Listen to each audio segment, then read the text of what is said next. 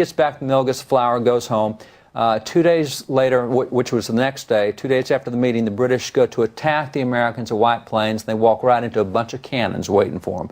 And it turns out the British got the tail kicked, and so they come back to town. Major Andre knows somebody sold him out, and he went to Lydia and said, okay, who in your family is awake? She said, all my family is asleep. He says, well, I know you were asleep because I had knocked 3 times to wake. They never figured out who it was, but she got excommunicated from her church. Her husband wasn't going to get involved, but she saved the lives. Well, hang on, I've got to take a break. And if that wasn't, I mean, I think he could probably go on for another 20 minutes. I hope that answered your question. We'll be back in just a second. Sorry.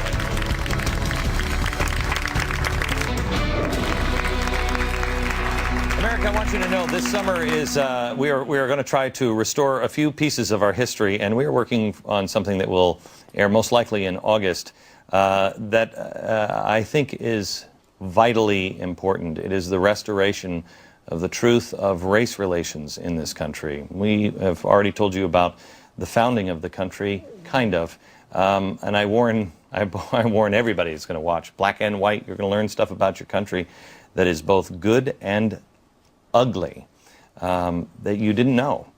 Watch for it all summer as we try to restore our own history, good and bad.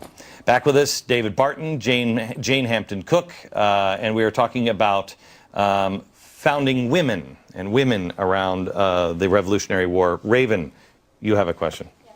First, I want to thank you all for everything that you're doing to help restore our country. We do appreciate it. Throughout my academic career, whenever I've learned about heroic women, the name Margaret Sanger came up pretty often, and it wasn't until later that I learned that Sanger was, pretty much a terrible person.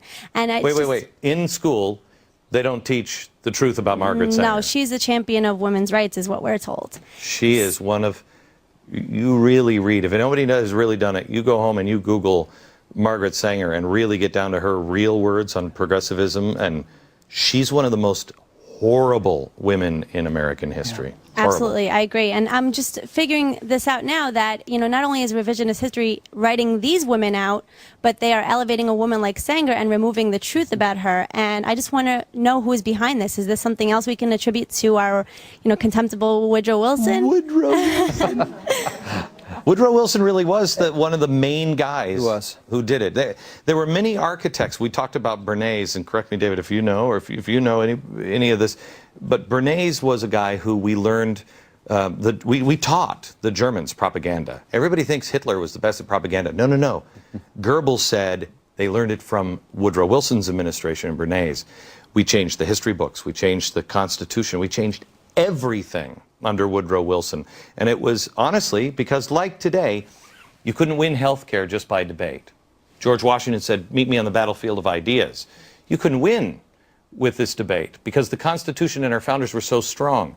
So when Woodrow Wilson was pushed back by 1920, they knew they had to do something, and they had to disconnect us from faith, our founders, and really the truth of our Constitution. Correct? Correct, and it's that thing too, again, 1903, that revisionism, that transformational change. They want to tear down the traditional heroes, build new heroes. What better hero for the progressive to use than a progressive hero like Margaret Sanger? Yeah. So we're going to get rid of Abigail Adams and all these others. We'll put in the progressives because that's what we want to become. Yeah. And that's it. There's nobody that would ever call themselves a progressive. You might call yourself a liberal, but no one would call themselves a progressive if they really read the original works, not the history books, the original works of these people. You in the back, I'm sorry, your name is? Tracy. Hi, Tracy. Hi. I just want to thank you so much. I have to say I have learned more about the history of our country just watching your show than I did in all my years in high school. Thank you. Elementary school. My question relating to that is I want to know what the intention of our school administrators were of leaving out these important events of these women fighting for our country. Why didn't I learn any of this? And this is all new to me now. I think that sometimes it's not always, I think sometimes they don't know either. And as a writer, I really want to bring history to life, and I want to go to the original words of the people who lived it. I've buried myself in the Library of Congress to find books of original writings. And when you read someone's original words, Abigail's original words, it's completely different. And you see their story from their perspective. And that's you know, I think that's an important thing to do. That's the way history used to be. We have to take a break, but that's the way history used to be. Go to the original source. Jefferson took a step further and said, never read a book out of its original language because you'll lose too much. We have some egghead tell us about it instead of going and reading their words. When you read their words, read the diaries of Columbus or of any of the founders or the Pilgrims. Totally different story. Totally different story. Back in a second.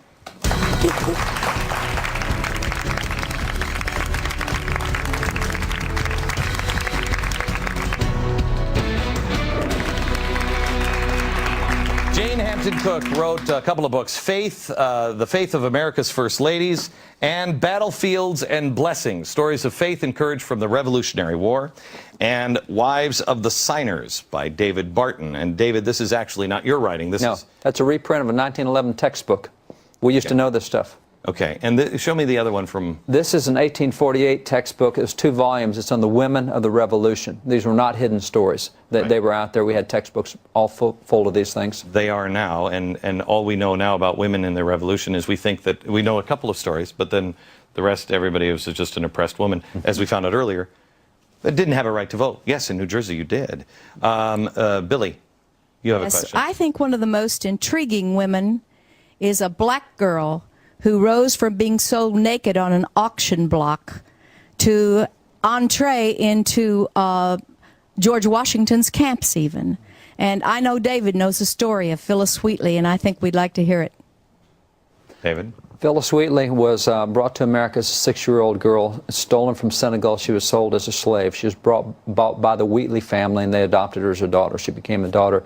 She, at the age of 6, not knowing English, entered into studies on Latin, geography, you name it. She was. Where was she? Where was Boston? This is in Boston. Was it highly unusual to adopt a Now, a lot of Christian families would adopt slaves, buy them from slaves to make them part of the family, and keep them from going into slavery. And the Wheatley family did that. By 12, her poetry is being published. She's the first black poetess in America. She is a child prodigy. She wrote a particularly great poem for George Whitefield. She wrote another one to honor George Washington. Washington actually had her come before the officers and read her poetry because it's a morale book. She's like the first USO, you know, keep the morale of the troops high. And Washington had her, she was baptized in the Old South Church, probably the first black baptized in that church, but went to church there with whites and everyone else. So she broke through a lot of barriers, was a really great lady, and helped support the troops morale-wise in the Revolution, but is a great poetess, great poetess. What was the thing that surprised you most when you first started doing research and looking into the women of the American Revolution and the women of the presidents? Well, you know, Martha Washington surprised me the most because I had kind of a dowdy picture of her, and she was a Spartan. I mean, one of the colonels described Martha as being Spartan, that she was very tenacious. And when George took up the command of the Continental Army, she realized he wasn't coming home anytime soon, and that's why she was spent 50% of the time on the road with him. And she did that knowing that the British were out to kidnap her. She did that knowing that she was going to have to get the smallpox inoculation, and she was deathly afraid of that at that time. So she faced some pretty significant fears and made that bold, courageous decision to travel and join him year after year. Was there love? Was their love true? Because I've read stories, you know, you never know unless you read their words. I read a history about George Washington, and it's the contemporary history of George Washington is he really didn't love her. I think if she thought that, she wouldn't have spent 50% of the war with him. You know, the other thing is she specifically asked that her letters be burned. She wanted her letters because there was so much personal stuff back and forth, and they just didn't want that becoming public. And you'll find that a lot of the founders, John Adams asked for a lot of his letters be burned because he didn't want that out publicly. Wouldn't that be great? Instead of, you know, Sandy Berger stealing them in his underpants later, wouldn't it be great to have people that were serving that were just saying, my personal stuff, completely out? Final thoughts, next.